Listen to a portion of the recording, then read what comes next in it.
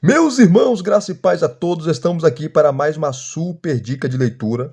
E se você gosta de estudar ou de ler sobre evangelização, se você gosta também de evangelizar, essa obra vai te ajudar e muito. Eu amo história da igreja. Tenho vários livros aqui de história da igreja, já dei aula de história da igreja. Hoje não dou mais devido ao tempo e o trabalho.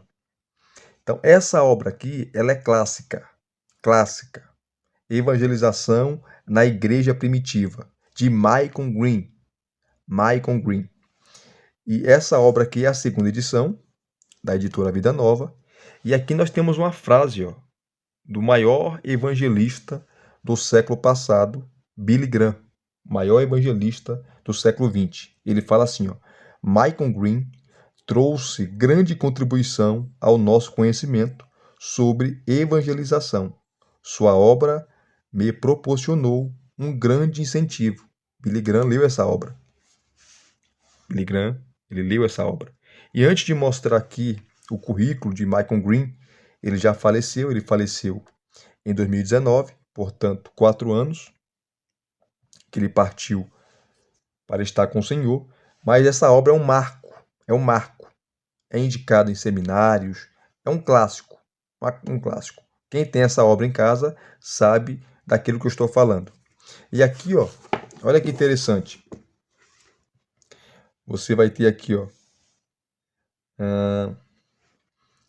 ele fala assim, ó, só ler essa parte aqui, que é importante. 50 anos após sua publicação, Evangelização na Igreja Primitiva tornou-se um clássico ao proporcionar um olhar abrangente sobre os métodos usados pelos primeiros cristãos desde o período do Novo Testamento até o terceiro século para divulgar as boas notícias ao redor do mundo.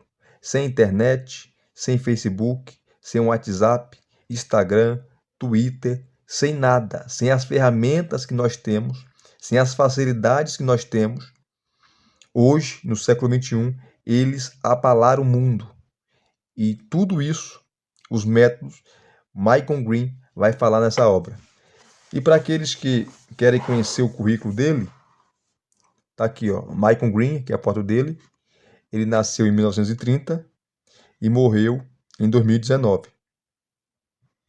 Morreu em 2019. Portanto, ele faleceu aí com 89 anos. Viveu bastante, né?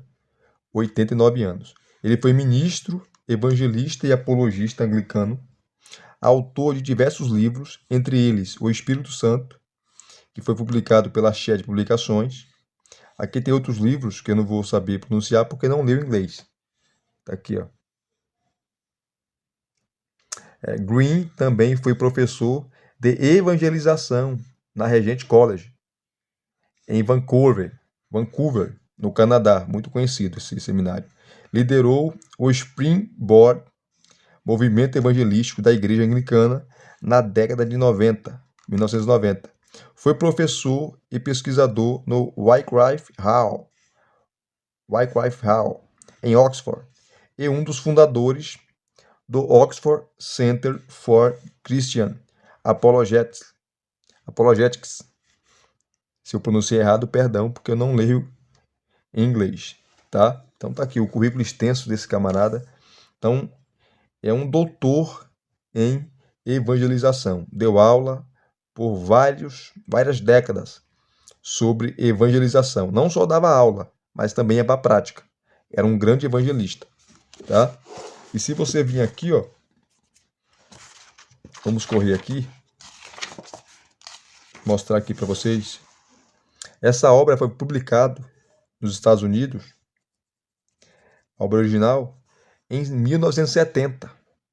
Em 1970, ele publicou essa obra. Está aqui o título original, Evangelism. In the Early Church. Evangelism in the Early Church. Se eu pronunciei errado, perdão. Meu inglês é péssimo. Tá aqui, ó. E a primeira edição para o português, tá? Foi traduzido para o português pela Vida Nova em 1984. E a segunda edição, que é essa aqui, foi lançada em 2020. Em 2020, tá? Esses dados são importantíssimos. E aqui você tem um sumário, são 10 capítulos. 10 capítulos. Ele começa com prefácio, introdução à segunda edição, que é essa aqui. Aí você tem 10 capítulos. O primeiro, vias para a evangelização. Ele vai falar aqui, vai trabalhar sobre as facilidades que o Império Romano trouxe. Isso também facilitou a evangelização, as vias que os romanos construíram, as estradas, tá? O tráfego marítimo, enfim, a língua também, o grego, que era o inglês da época, né? Era um idioma ali universal, todos falavam, era a língua do comércio, a língua do dia a dia. Por mais que a pessoa fosse estrangeiro, ela tinha que falar grego, senão não conseguia comercializar ou vender os seus produtos. Então, as vias para a evangelização, os obstáculos à evangelização, o evangelho, a evangelização dos judeus, a evangelização dos gentios, a conversão, os evangelistas, a motivação evangelística, os métodos evangelísticos, a estratégia evangelística. Aí você tem o epílogo e o índice remissivo. Vamos mostrar aqui para vocês o índice remissivo, página 347. Mas antes de mostrar aqui o índice remissivo, o total de páginas está aqui, ó, 350 páginas. 350 páginas é o total dessa obra. Não é uma obra muito grande nem muito pequena, né? Está aqui o índice remissivo, é de A a Z, né? Está em ordem alfabética. E aqui você, como por exemplo, você pega a letra A. Eu quero saber sobre adoção. Você vai na página 156 e na página 285. Alegoria, página 116 e página 128. Alegria, e por aí vai. Antioquia da Síria, as páginas 41, 42, 144, 150 e por aí vai. Apóstolo, você vai na página 219. Apóstolos, página 219, 224 e por aí vai, ó. Tá? Aqui é só a letra A. Atos, sermões de, página 102 e página 117. Os sermões em Atos. Augusto aqui é Augusto César, o imperador romano. Capítulo, página 21, página 31, página 37, por aí vai. Aí vem a letra B. Aí você vem aqui no índice remissivo, procura aquilo que você quer e vai na página que está aqui, que indica aqui. Ou melhor, vai na página que o índice está indicando, tá? Vamos pegar aqui agora um capítulo.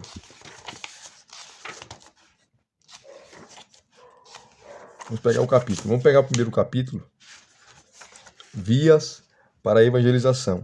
Página 27. Você vem aqui, ó, página 27.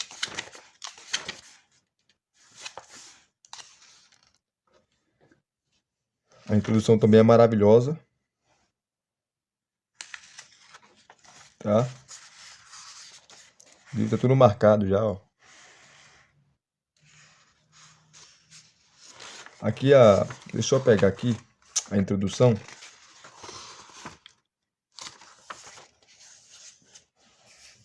Você vê aí a introdução à segunda edição,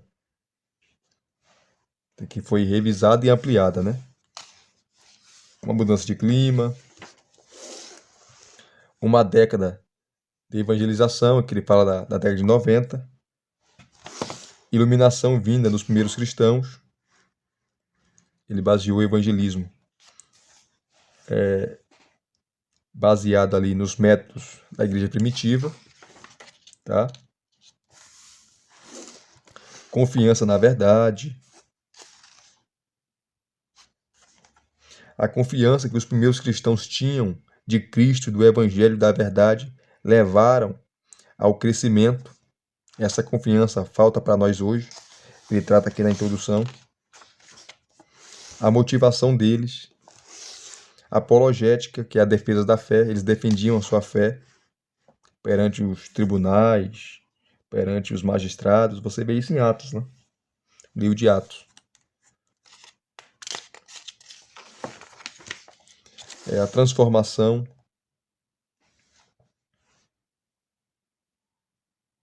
Ele fala assim, ó, não se pode duvidar de que a vida transformada dos primeiros cristãos foi o fator que causou um impacto tão profundo sobre a antiguidade clássica.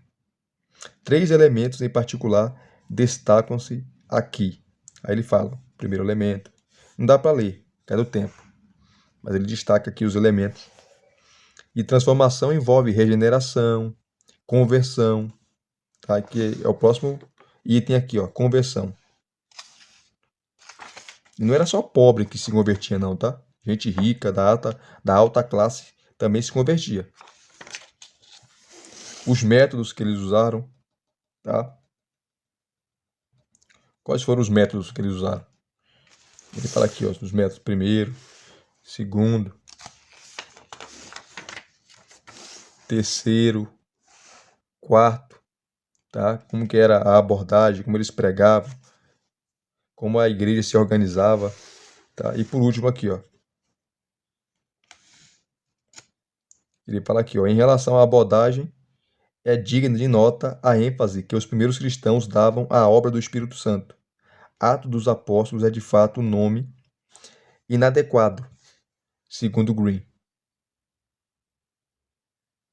Atos, porque o livro deveria ser chamado de Atos do Espírito Santo, porque 63 vezes Lucas vai citar o Espírito Santo. É o Espírito Santo que direciona, batiza, convence, salva, guia, dirige a igreja. O primeiro concílio da igreja, Atos capítulo 15, que os apóstolos e a liderança da igreja trataram sobre a questão da circuncisão, se era para circuncidar ou não, se era para impor aos gentios a circuncisão, e eles tomaram a sábia decisão de não fazer isso, não é preciso mais circuncidar, acabou. No versículo 28 de Atos capítulo 15, lê na sua Bíblia, o texto diz assim, e pareceu bem ao Espírito Santo e a nós. O primeiro concílio da igreja foi selado, carimbado, foi chancelado pelo Espírito Santo. Ele que aprovou, ele que assinou embaixo.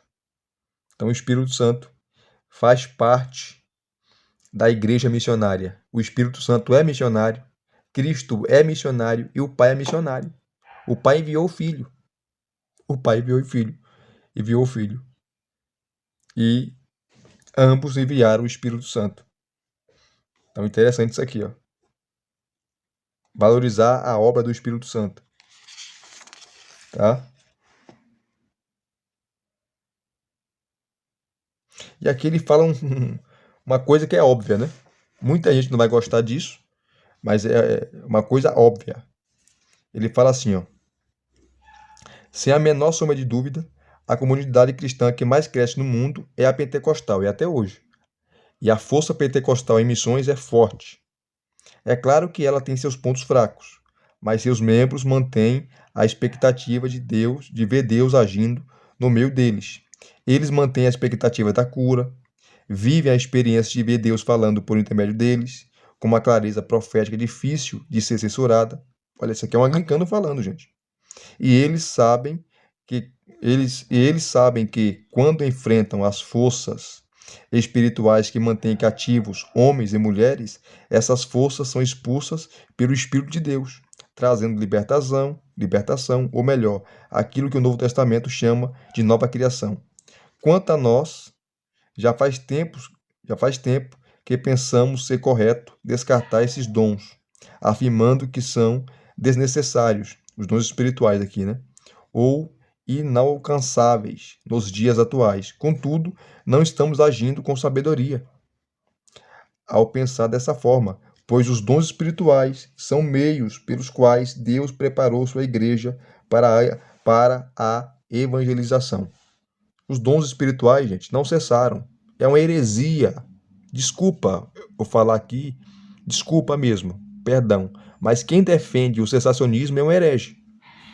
Não dá para defender o cessacionismo. Os dons não cessaram.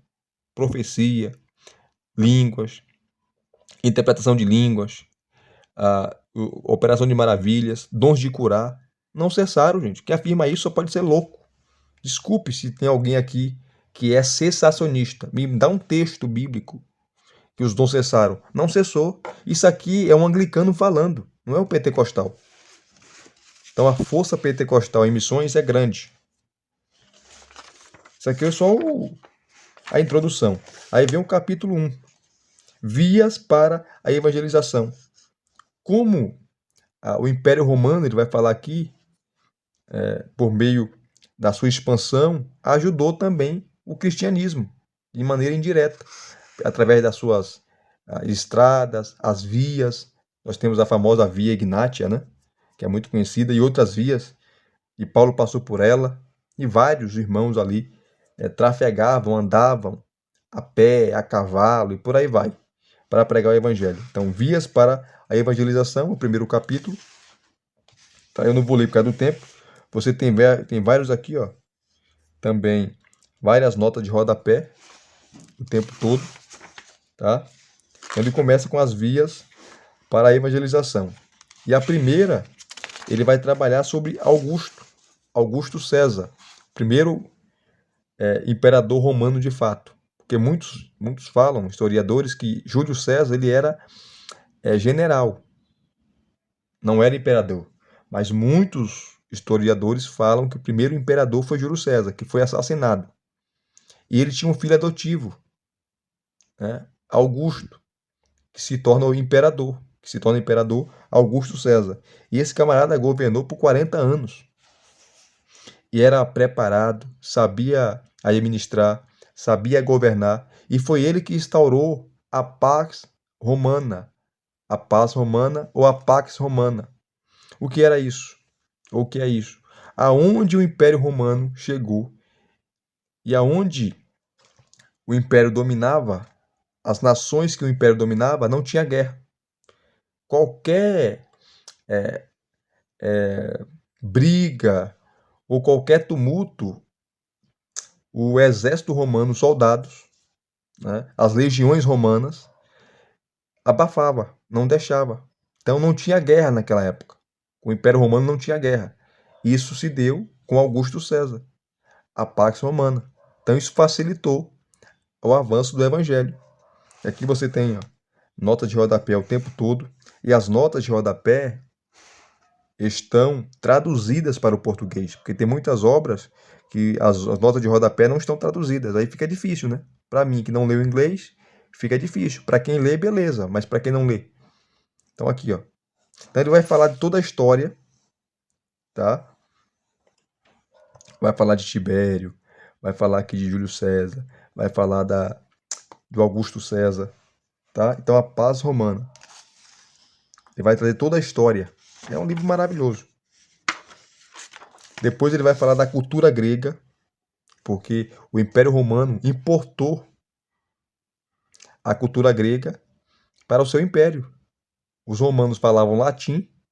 Nós sabemos que do latim que veio o português, a nossa língua, nosso idioma veio do latim.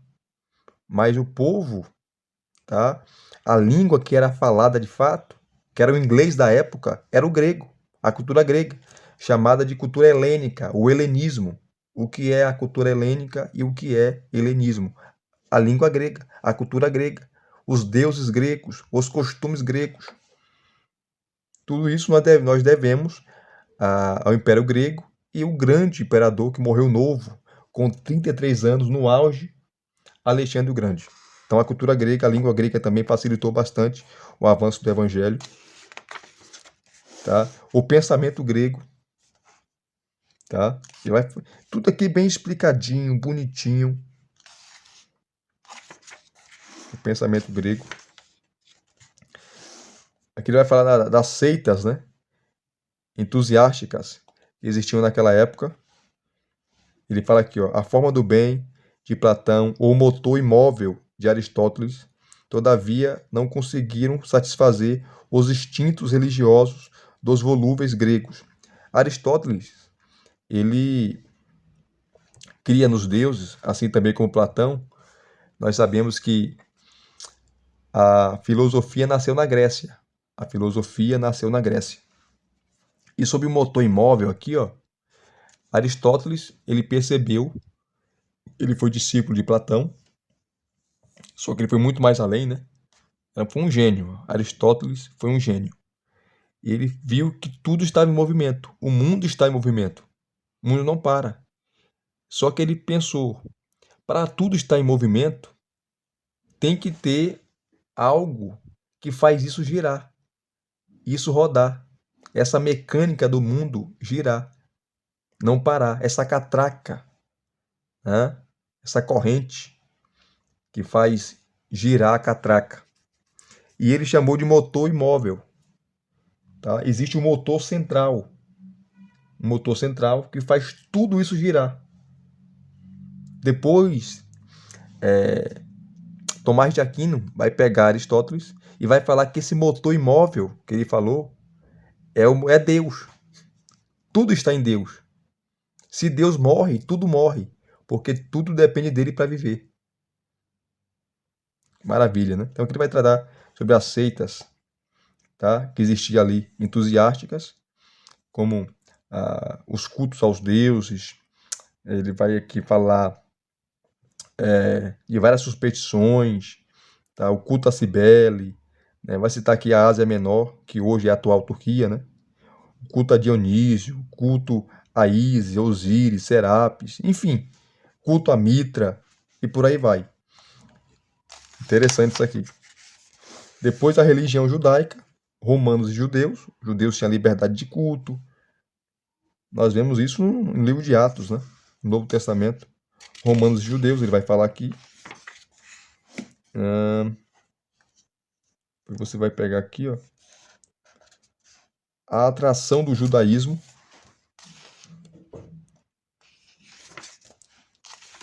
Você tem aqui, você acaba aqui o primeiro capítulo.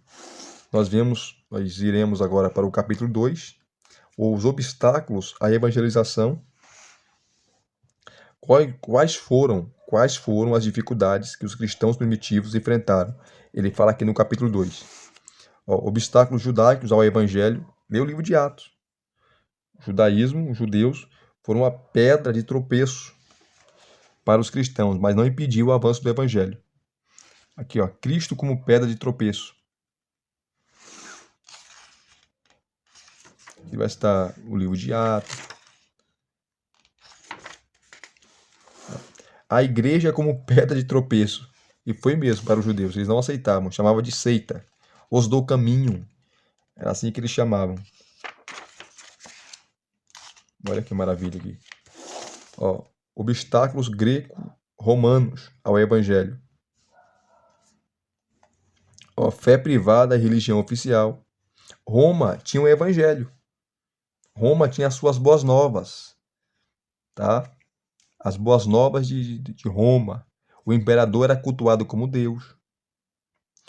O imperador era reverenciado como Deus. Augusto César, quando ele morreu no ano 14 depois de Cristo, o Senado apoiou e incentivou que se fizesse um templo para ele.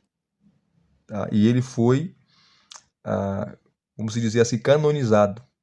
Ele chegou ao status de Deus. E era reverenciado, era adorado. Os romanos levavam, oferecia sacrifícios a Augusto César. Então, isso também foi um obstáculo, né, para a igreja. É só ler Apocalipse, as cartas lá, as igrejas de Apocalipse, as igrejas do Apocalipse, e você vai ver o culto ao imperador, como a igreja de Pérgamo. Aqui continua. 3 fatores que ajudaram os cristãos, ele vai citar aqui. 3 fatores que prejudicaram os cristãos. E sempre aqui, ó, nota de rodapé, citando historiadores romanos, ele cita aqui Tácito, ele cita Plínio. Enfim, olha só que maravilha. Objeções intelectuais e culturais ao cristianismo. ele vai citar Coríntios, primeira carta de Paulo aos Coríntios, Colossenses. É um livro maravilhoso, tá? Lembrando que ele também era historiador, o Michael Green. Pedras de tropeço, éticas e sociais no cristianismo. Né? Aqui acaba o capítulo 3, o Evangelho. Aqui ele vai fazer uma exposição do Evangelho. O que é o Evangelho? O que os cristãos pregavam? O que é essas boas novas? Lembrando que não tinha o Novo Testamento ainda. Só tinha o Antigo Testamento. Tá? Aqui é maravilhoso. Ele faz uma exposição daquilo, lendo o Novo Testamento, o que os cristãos pregavam, o que os cristãos primitivos falavam. Aí ele pega aqui primeiro, ele começa com uma introdução, depois boas novas messiânicas, eram as boas novas do Messias, sendo que as profecias do Antigo Testamento, que os profetas falaram, Moisés falou, eles profetizaram, se cumpriram em Cristo, o Messias. Então, as boas novas messiânicas se cumprem em Cristo Jesus. E era isso que eles falavam, que eles pregavam. Aqui ele faz uma exposição fantástica. Depois ele pega aqui as boas novas de Marcos, o Evangelho de Marcos.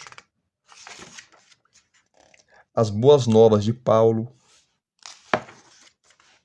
o Evangelho segundo Paulo. A conveniência do termo.